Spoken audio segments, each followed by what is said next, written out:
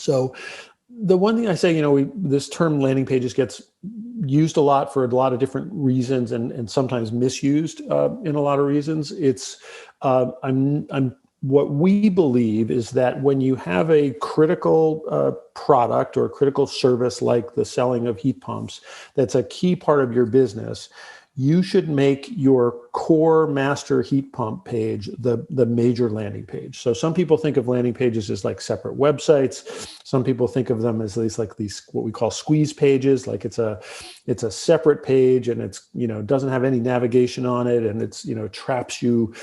Basically, you can't, if you get there, you can't get out, and so forth. And our view is that, look, heat pumps are important to you. Make a absolutely fantastic page, and that's what I want to walk through here with this.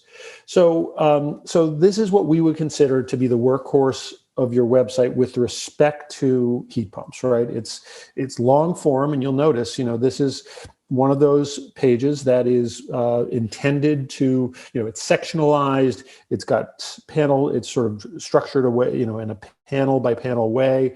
It's intended to kind of tell a story as people scroll.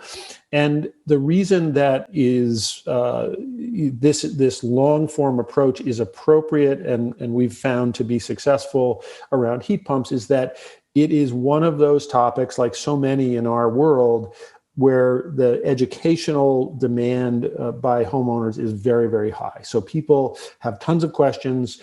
They need to know more, and whenever there is that heavy educational load, a long form page like this is often the right answer and called for. So let's dissect what's the pieces here. To watch this full webinar and a complete archive of all Energy Circle webinars, visit energycircle.com/webinars.